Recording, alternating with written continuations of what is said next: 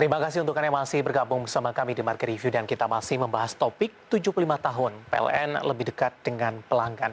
Dan sebelum kita lanjutkan perbincangan, tim redaksi kami sudah merangkum beberapa informasi grafis dan mungkin saja bisa menjadi salah satu referensi untuk Anda. Langsung saja kita ke grafis yang pertama, kita akan coba lihat sebaran pembangkit listrik di Indonesia dalam satuan gigawatt, pemirsa. Yang pertama ada di Jawa, Bali, dan Nusa Tenggara, 44,8 gigawatt. Tadi pun juga sempat kita singgung, kita bahas juga bersama dengan Bapak Bob Saril. Kemudian posisi kedua ada di Sumatera, 14,7 gigawatt. Posisi ketiga di Sulawesi, 5,6 gigawatt, dan Kalimantan 4,4 gigawatt. Maluku dan Papua ada di 1,5 gigawatt. Ini kami ambil dari Kementerian SDM pertanggal 23 September 2020. Sebaran pembangkit listrik di Indonesia. Kita beralih ke grafis selanjutnya, kita akan coba lihat juga rasio elektrifikasi Indonesia selama 5 tahun terakhir dalam persentase. Di 2016 di 91,16%, 2017 ini mengalami peningkatan di 95,4%, 2018 di 98,3%, 2019 di 99,9%, dan di 2020 ini proyeksi di 99,9%, pemirsa. Kita beralih ke grafis selanjutnya, kita akan coba lihat juga kapasitas daya listrik berdasarkan jenis pembangkit ini dalam satuan megawatt. Yang pertama adalah PLTU di 35,220 megawatt, kemudian juga ada PLTG, PLTA, PLTD, kemudian juga PLTD EBT lain, kemudian juga ada PLTP. Ini kapasitas daya listrik berdasarkan jenis pembangkit PLTU. Ya, PLTU ini memiliki porsi yang paling besar, pemirsa. Ini sumber Kementerian SDM per 23 September 2020. Ya, itu dia beberapa informasi grafis yang berhasil dihimpun oleh tim redaksi kami dan semoga bisa menjadi referensi untuk Anda. Kita lanjutkan kembali perbincangan bersama dengan Bapak Bob Saril, Direktur Niaga dan Manajemen Pelanggan PT PLN Persero. Pak Bob, kita lanjutkan kembali. Iya, Pak. Ya, Pak Bob, bagaimana PLN menyikapi, Pak, terhadap permintaan listrik yang terus mengalami peningkatan dari tahun ke tahun dari sisi jumlah penduduk, kemudian juga dari sisi jumlah dari investasi yang masuk terus bertambah di Indonesia.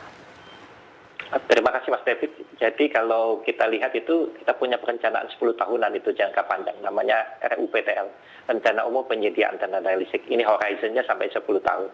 Ini akan mencakup seberapa banyak kita yang akan membuat pembangkitan, membangun transmisi, membangun gardu induk dan sebagainya, dan kita kaitkan dengan berapa sih pertumbuhan kita ekonomi di 10 tahun ke depan, dan kemudian bagaimana pertumbuhan penduduk, dan kita lihat semua itu dicanangkan di dalam RUPTL. Kemudian dari RUPTL ini kita mau melihat lagi lebih sempit lagi ke jangka menengah namanya RGBP. Kita juga melakukan rencana jangka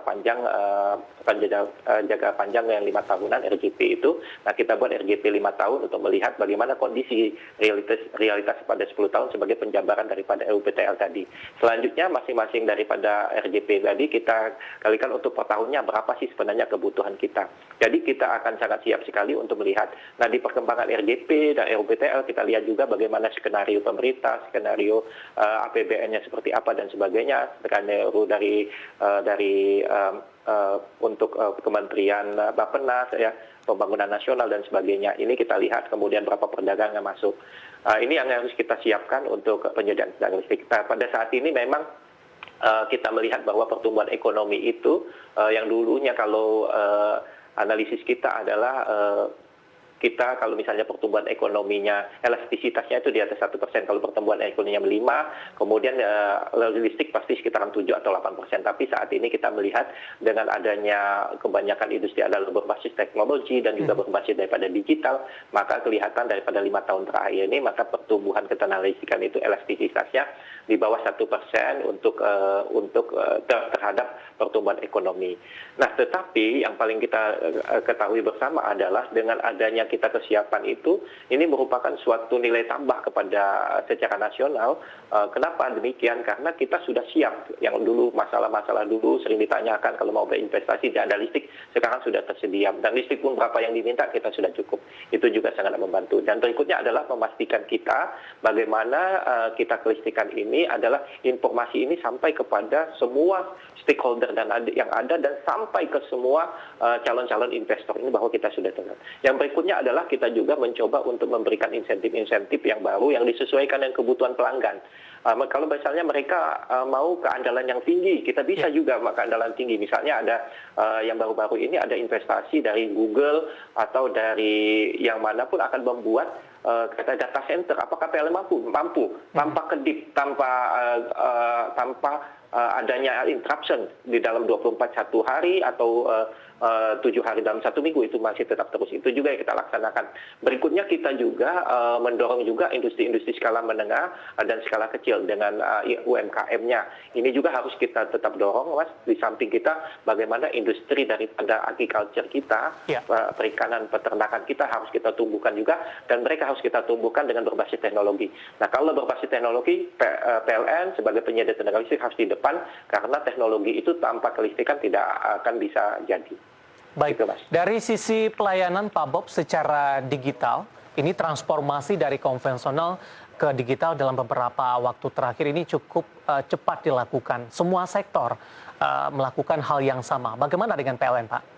PLN juga ikut bertransformasi dan transformasi digital. Kalau kita lihat kami mempunyai transformasi, aspirasi kami ingin menjadi perusahaan terbaik di Asia Tenggara tahun 2024 dan menjadi pilihan nomor 1 pelanggan di seluruh pelanggan untuk semua industri yang ada. Nah, kalau kita lihat di sini adalah kami memiliki 4 pilar utama. Pertama itu adalah green, kemudian yang kedua adalah lean, inovatif, dan customer focus. Nah, 2 ini adalah inovatif dan customer focus tentu saja harus berbasis digital pada saat ini. Kita juga beberapa yang telah kita kembangkan tentu saja manajemen information system kita secara internal kita kembangkan untuk mengcover semua kegiatan yang ada, tetapi juga ke pelanggan kita kembangkan.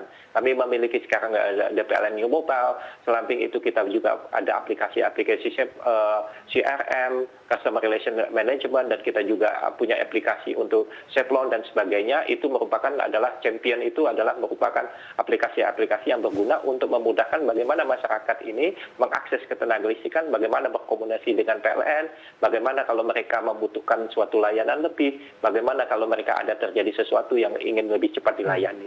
Kira-kira begitu, kita juga harus berbasis digital.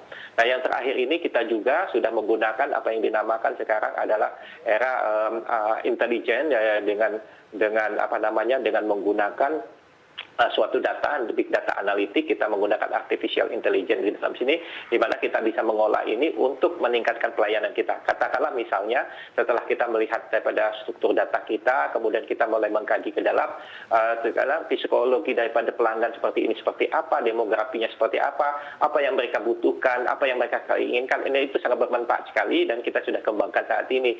Sehingga betul-betul nanti pelayanan kita sudah ke customer focus dan experience pelanggan kepada PLN itu lebih baik lagi. Dan tentu saja kita mengharapkan kalau ini experience semakin bagus, akan mengajak terus dan menggunakan listrik yang lebih bagus lagi. Baik, tidak hanya transformasi dari konvensional ke digital, Pak Bob, transformasi yang tren untuk saat ini adalah energi berwawasan lingkungan. Apakah PLN juga melakukan hal yang sama juga, Pak Bob? Ya, tentu saja kita akan, karena kita ditargetkan oleh pemerintah juga untuk tahun 2025 23% dari IBT daripada bawaan energi kita. Nah, ini kita capai. Pada saat ini memang kita menggunakan PLTU yang besar untuk mengcover industri. Tetapi pada daerah-daerah timur yang sekarang kita lakukan adalah kita mengkonversi apa yang dinamakan dengan pembangkit kita yang berbahan dasar PLTB diesel dulu kita ubah menjadi berbahan energi terbarukan, yaitu PLTS atau PLT biomasa dan sebagainya yang sesuai dengan kondisi yang setempat. Itu yang kita lakukan, ada di sekitaran 2.000 lebih kurang 2.000 lokasi, Mas, yang akan kita konversikan dalam 4 tahun ke depan. Itu akan menciptakan lebih daripada 2 gigawatt daripada energi terbarukan. Dan berikutnya tentu saja untuk yang daerah-daerah yang lain yang pengembangan kita lebih memajukan, kita sudah melarang penggunaan PLTD, tetapi kita memajukan energi terbarukan yang disesuaikan dengan kondisi setempat seperti PLTSK, PLTB, Bayu, ataukah kita menggunakan biomasa. Nah, berikutnya juga yang nggak kalah pentingnya, kita sekarang mendorong terus bagaimana kita masyarakat menggunakan energi yang berbasis lingkungan. Kita mengeluarkan apa yang dinamakan produk renewable energy certificate, Mas. Itu bisa dimanfaatkan. Dimanfaatkan oleh misalnya oleh suatu perusahaan RE100, di mana renewable 100 itu R100, supaya bisa sebenarnya mereka tidak perlu membangun pembangkit yang renewable, tetapi menggunakan sertifikat. Nah, sertifikat ini disertified secara internasional, itu menunjukkan asal daripada tenaga listrik itu berdasarkan daripada pembangkit renewable, sehingga lebih mendorong lebih banyak membangkitkan renewable energy. Ya, terakhir singkat saja Pak Bob, harapan dengan Hari Listrik Nasional 75 tahun, PLN lebih dekat dengan pelanggan, Pak.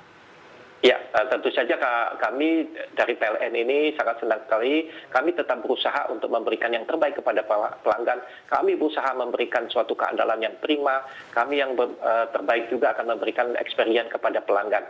Dan kami harapkan pelanggan dapat menikmati layanan dari PLN. Dan tentu saja pelayanan ini harus terus dikembangkan, dan input atau masukan dari masyarakat, rekomendasi ataukah advice dari masyarakat dan stakeholder yang ada kami sangat terbuka sekali, kami sangat senang menerimanya. Itu untuk kemajuan daripada PLN dan peningkatan pelayanan kepada masyarakat.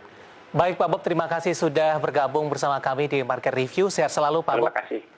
Baik, terima kasih banyak Mas David. Terima kasih banyak untuk Pak Bob Saril, Direktur Niaga dan Manajemen Pelanggan PT PLN Persero. Dan tadi kita membahas topik 75 tahun PLN lebih dekat dengan pelanggan. Kita akan jeda terlebih dahulu dan tetap di tempat Anda, karena setelah ini kita akan coba membahas topik yang berbeda. Outlook perusahaan pembiayaan maksud kami di 2020. Kami akan segera kembali sesaat lagi.